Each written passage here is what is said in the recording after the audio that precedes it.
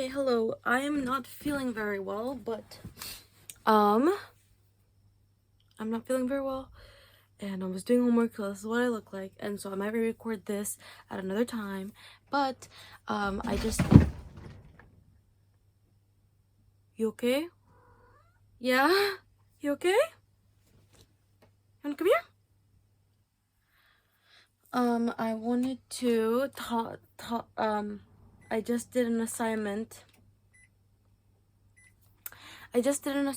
For my journalism class, and I'm feeling amped up about what I wrote, so I wanted to record it in like spoken word form, and I might redo this another time. But the class that this is for is my journalism class. The assignment is to pick one news article and to analyze the article, basically. So the article I chose is called Charlie Kirk's Horrific Killing and America's Worsening Political Violence. It was written by the New York Times editorial board and published by the New York Times. The topic of the news story is the idea that political violence and the support for political violence has been increasing in the United States. The article is using the recent killing of Charlie Kirk to bring attention to this, but also makes note of other political related killings or assassination attempts from the last few years. The focus of the story seems to be to first show the reader that the acts of violence have been increasing in the last few years in the United States, and the second half of the article seems to try to emphasize the condemning of the actions, and to convince or to persuade the audience to turn away from acts of violence. The story is presented in a persuasive and authoritative tone. The tone that the article is written in seems to want to direct the readers into agreeing with them, or as if what they are saying is the absolute truth. The sources in this article, they use two specific sources. One source is a survey conducted by an organization called the FIRE, which stands for... Oh, maybe I didn't write it. Oh wait, I did write it somewhere. Hold on. The first source is from the Foundation for Individual Rights and Expression, which is a non-profit, non-partisan organization with an aim at protecting free speech. And it was stated that currently, as of 2025, 34% of college students support using political violence to stop campus speeches. Which has risen 10% since 2021. And the poll was actually conducted before the Charlie Kirk's killing. The other source that the article used... Oh, well, the first article was used... the first source was used seems to just be as proof that political violence or the support towards political violence has been increasing in the United States. The second source is more about the condemning of political violence. And so they quote Amanda Lippman, who is the president of a left-leaning organization called Run for Something, and she posted on X that political violence is meant to scare and silence, and it is absolutely never acceptable. The article speaks about how using political violence is antithetical to America, which I noted that I think that it's very interesting, considering America has gained its independence from Britain through political violence, as well as many liberation movements in the US using violence to make an impact or to be heard by the government, who wouldn't take peaceful protests or peaceful requests, so I guess, for equality to be heard. And it also seems odd that they're making these statements such as like political violence is antithetical to America, when they chose to center the article about Charlie Kirk who is known for being pro-gun, and has stated that people will just die sometimes, and that's just unavoidable. And also considering that the U.S. Constitution, the Second Amendment, is the right to bear arms, which many people have different interpretations for, which makes it difficult to maybe discuss further. But the way that they state this, that political violence is antithetical to America as if it were a fact, was something that I felt like was worth noting. The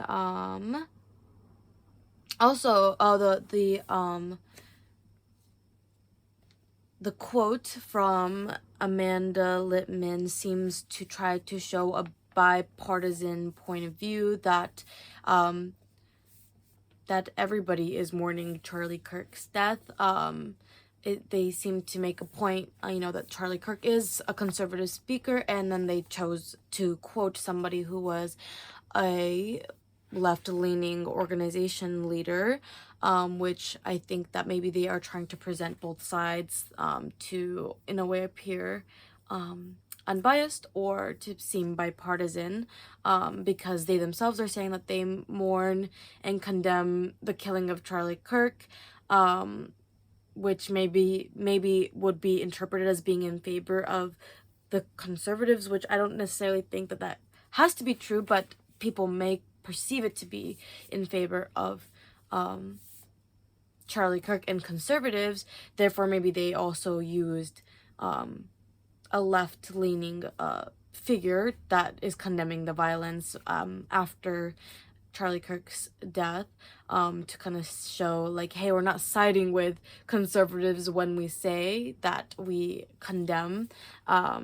political violence. Left-leaning people are also condemning violence, which I thought was interesting,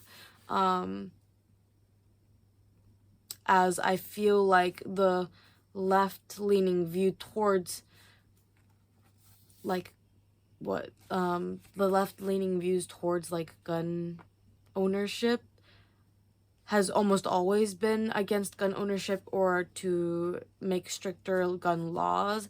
And so I feel as though maybe it would have been more impactful to like have a conservative person who is normally pro gun rights speaking on speaking against gun violence and speaking against gun rights. I feel like may have been more impactful to show that maybe, okay, these people who have been pro-gun in the past, even they're realizing the damages that guns can have on people. So it felt a little bit odd and almost like kind of like not quite understanding. I didn't quite understand why they decided to quote this specific person. They didn't seem like they were never really directly mentioned Kirk or the Charlie Kirk incident specifically. They also didn't really relate the person, Amanda Littman, to Charlie Kirk in any way. So it just kind of seemed like, here, look, there's like also a left-leaning person who is condemning violence after the time of Charlie Kirk's death.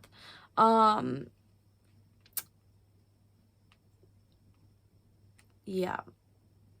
I think that a major gap that the article shows is how it fails to mention the reasons why Charlie were a target for political violence. It only mentioned that he was a prominent conservative political figure and that the editorial board who wrote this article disagreed with Mr. Kirk on many policy questions. I think that those who are unfamiliar with Charlie Kirk might feel confused as to why people are celebrating or supporting his killing. So I feel like maybe it was important to maybe bring up some of the things that what he stood for, even if you were trying to seem unbiased, or trying to seem bipartisan. I think that saying what he has said doesn't have to make him look like a bad person. Like, if a bad person says bad things, then that's just what he said. And so I think that they almost like tried to avoid speaking on exactly what it was that he stood for or what he had said in the past to make his image look better in a way, because I think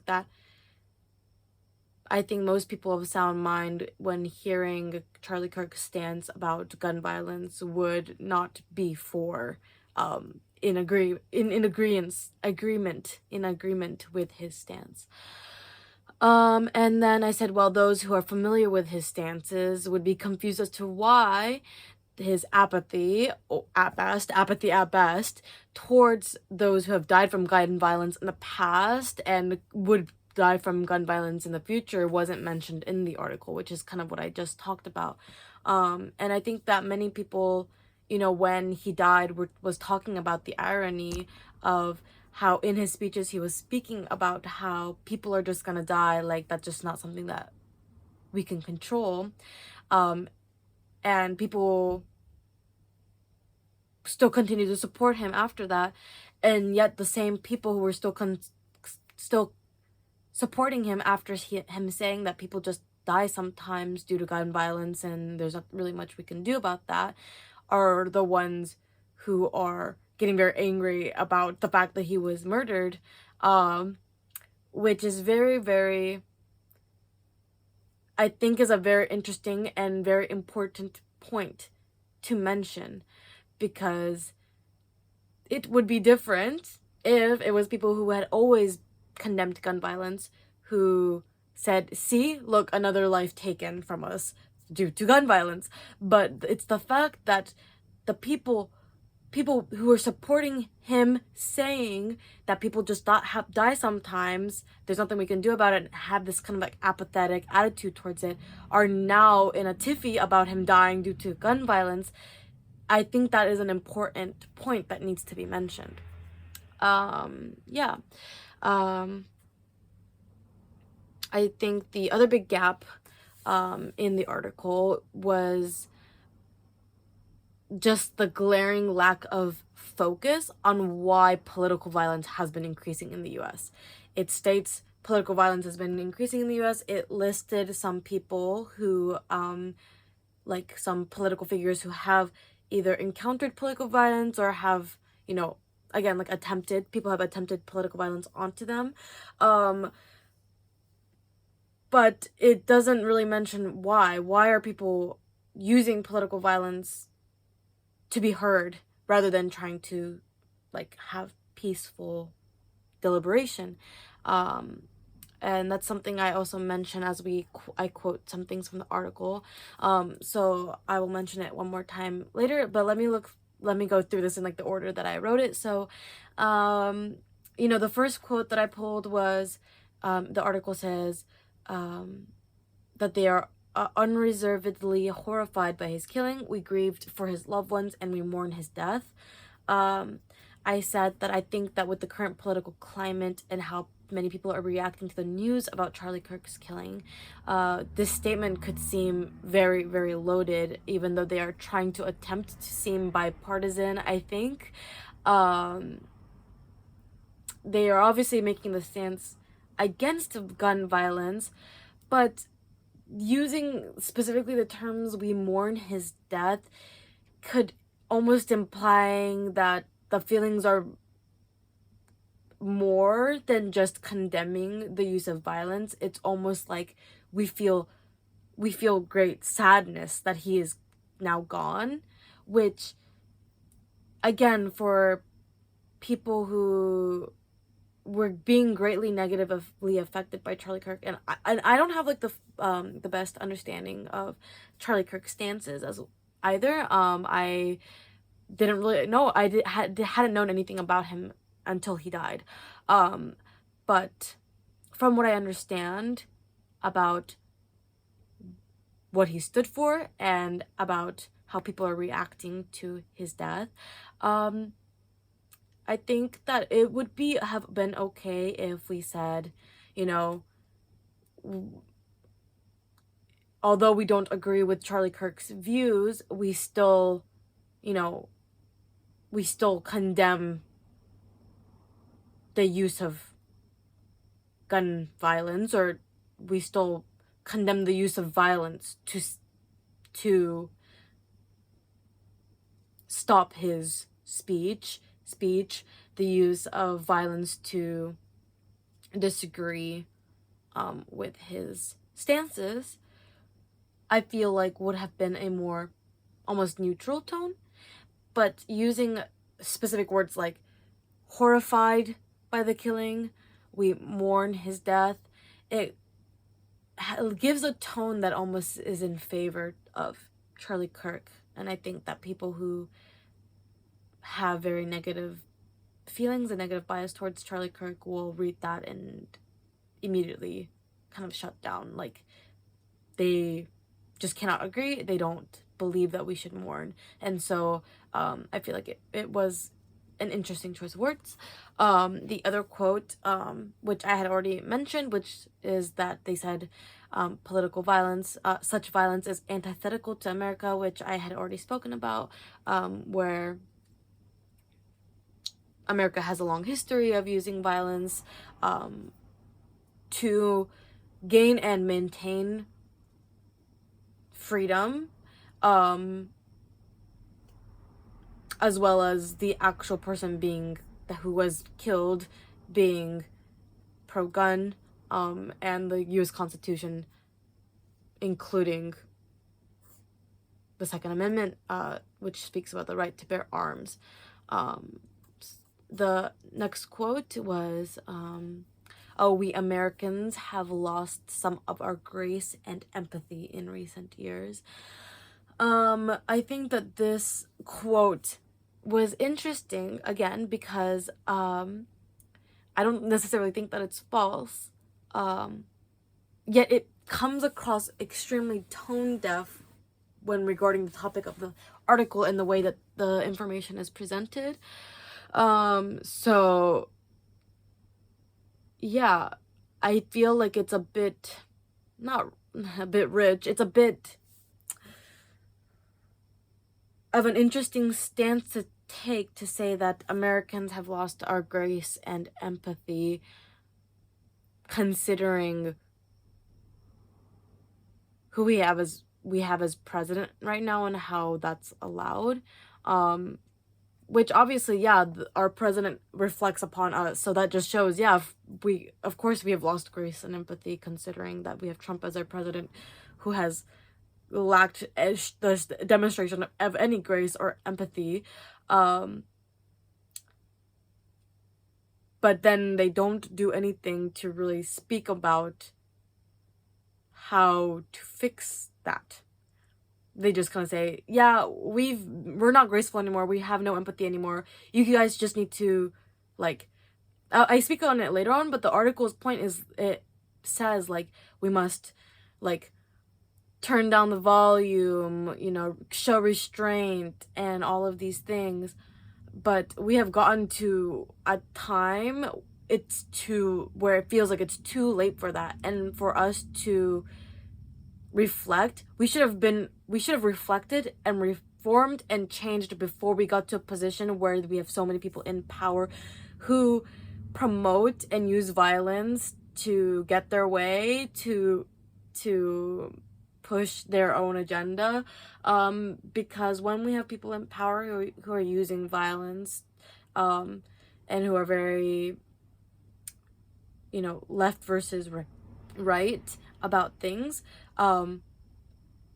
it becomes necessary for people to use violence or to use extreme ways of speaking to make a point, because our president has pretty much completely disregarded our average Americans' right to peacefully protest or to have peaceful debate. And so it feels like if this article was written, I don't know, maybe 10-15 years ago, maybe it might have had a point, but it feels like we are way beyond that point, and so I felt really, really out of touch to read this. Yes, and so, like I just said, the last quote that I pulled is, they say, "This is a moment to turn down the volume and reflect on our political culture. It is a moment for restraint rather than cycles of vengeance or the suspension of civil liberties." And I said this feels out of touch to say, especially as many people's rights to free speech have been infringed upon. It seems to fail to recognize why people are taking political violence to be heard rather than civil discourse. It also feels as though they're pointing the finger towards the civilians and blaming them for becoming more increasingly violent, as if there is no reason and that everyone needs to calm down. Yet right now we have a president who encouraged acts like January 16th and pardoning those who were arrested from storming the Capitol, as well as ICE agents and policemen who have been increasingly using violence to accomplish their goals. So to say that people need to turn down the volume and to show restraint feels incredibly out of touch right now. Then the next question that I had to answer was about the article's bias, slant, or definite perspective. So I wrote, the article attempts to be bipartisan, which in turn makes the article feels completely detached from how I think many of average Americans are feeling towards the situation currently, especially with the article failing to mention Charlie Kirk's stance on harmful or damaging issues, which almost seem to be erasing the negative and harmful narratives that he spoke about. Like, I think many people are talking about how we are almost doing like a cleanup act on Charlie Kirk now. Like, we are trying to take things that he has done in the past or things he has said and take away all the negative and try to kind of make him seem like he was this good person or something like that. When we're all just people and everything he said should be brought to light. And we shouldn't be cleaning up his image in a way. And it feels like this article almost is assisting in cleaning up his image. Like, oh, look at this poor victim of gun violence. He was just a guy who was speaking about what he thought was right, and not really mentioning what he was standing for and why people were against it, because a lot of the things that he was saying was very like white nationalistic things and very tone deaf to other people who have been affected by gun violence. And the article makes a clear stance against political violence, and that we should all mourn Charlie Kirk's death. Then the last question that I had to answer was, does the article raise questions in your mind regarding the trustworthiness or underlying point of view? And I responded that the main question that the article brought up for me was, who is this for? The article comes across so out of touch from how I think many Americans are feeling right now about his killing, which seems to be either cheering for it or wanting to retaliate against it. And I do believe that there are a group of people who condemn the use of violence overall, who the article could have tried to appeal to. I think if the article had focused more on how using violence to stop someone from supporting violence is a big contradiction. So I think something that really stood out to me when I was listening to the news was, you know, so we all agree we have an issue with gun violence, you know? And I think if they had focused more on something like that, like, you can't say you're against gun violence, but then use gun violence to stop somebody from talking about gun violence, necessarily. It just perpetuates the issue. If it had focused more on that, I feel like it could have been able to almost still show a favorable stance about Charlie Kirk if that's what they were aiming to do, and also condemn violence. Yet the way that they approached it seemed so confusing, because it's like, oh my gosh, what a such a tragic thing that Charlie Kirk died. Just, you know, a guy. He was just a guy. We didn't agree with like a lot of the things he said, but it was just so sad that he died. And guys, we need to stop being so violent all the time when the person that they're saying they feel sad about is somebody who literally was okay with people dying due to guns. It just kind of seems very, very confusing to the reader, to me as the reader. And I think that they could have also focused about how the president himself or many politician is politicizing and contributing to the left versus right ideology when it comes to these issues. Like the fact that they turned around and literally was like, Charlie Kirk's death is because of anybody who's like liberal or left leaning, when we still hadn't had a lot of information about who the killer was, what his motivations were, and things like that. Also, why is one person killing one other person now a problem that a group of people have against another group of people? Like, it is a narrative that's being used to make people feel angry and confused and want to be violent. And so if I feel like the article used that and spoke about that to be like, although people are encouraging, our literary president is encouraging violence and trying to pit us against each other, like, that is not what we should be focused on right now. I feel like it would have made its point about not using gun violence or political violence make more sense to the readers, and I think it would have hit home a little bit harder. Yeah, so I said it could have spoken about how these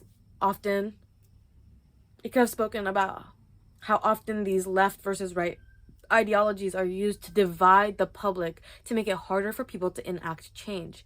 And I said, I think rather than the article stating that we needed to calm down and reflect on our actions, it would have been more impactful to say something along the lines of, now is not the time to be divided and turn on each other. Rather, we should see what has happened as a sign of how politics have become so threatening and dangerous to all of our lives, and we should unite together to use our voice to condemn violence. I think that in a political sense, it would have been a really great time to unite people on the topic of gun violence, and that we clearly need stricter rules about owning or accessing firearms. It's such a sad missed opportunity, especially because the person who was killed was such a strong conservative person who many other conservative people feel empathy towards now that he has passed. It would have been a great time to try to convince them, see, so you agree we have a problem with gun violence. And I'm just so mad that, like, we have such, like, there's nobody, like, has enough influence and power speaking about that, because it would have been such a great time to be like, you see, gun violence isn't just a left versus right issue. It's not about, getting rid of the Constitution or whatever. It's about protecting our freedom to speech, which is something that conservatives seem to be like very consider something very important, even though our conservative president right now is taking away the right of many people's free speeches.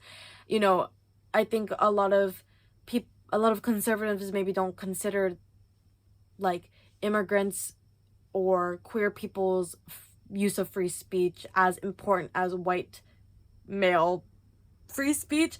But considering that the target was a white male, it would have been a beautiful time to see, like, see, look, even a white male's conservatives' free speech rights are being encroached upon by gun violence, and therefore maybe we should do something about this gun thing.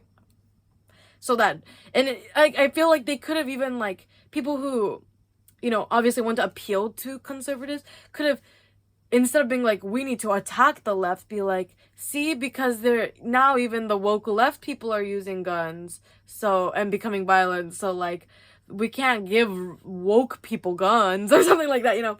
Obviously I'm joking, like, I'm trying to be comedic in my delivery of this, but, like,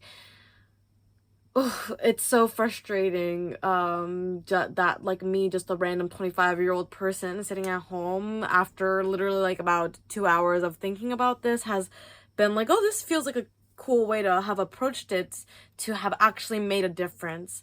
Yet the article just kind of says, like, look, guys, there's a lot of political violence increasing, and we shouldn't be doing that. Stop being so violent, guys. And I'm like, who are you talking to right now? Because it's not just us, you know that, right? It's not just the readers, it's the people who are in charge of us who is inciting violence, who is using violence. So if it seems like we're being violent, a lot of times it's honestly just people protecting themselves or fighting for themselves. It's, you know, what's it called, like, in defense. It's self-defense. And like, so it's like, who are you talking to right now? Like, what is the point that you're trying to make, and who are you trying to make that point to? It feels so out of touch.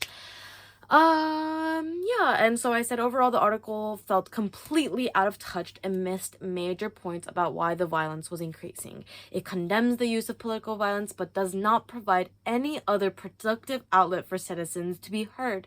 And the final message about turning down the volume, reflecting, restraint, and arguing peacefully completely disregard the active violence and escalation that people in power are causing, turning all of the blame to the citizens rather than those who have the power to actually make a difference on these issues.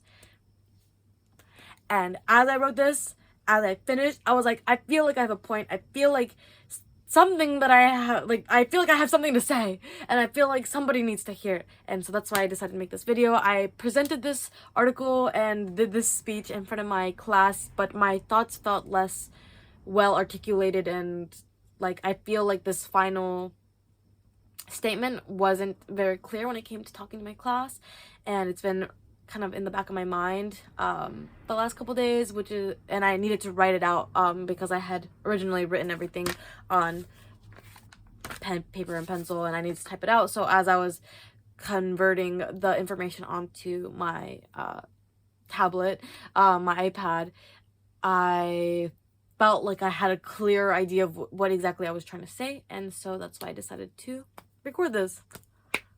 So yeah, thank you so much for listening. Yes, we need to stop turning on each other and really look at who is the person that's causing us harm right now. And it's not your neighbor. It is the people who have the active control to change our situation and are not doing anything about it. So thank you so much. Okay, bye-bye now. Bye-bye.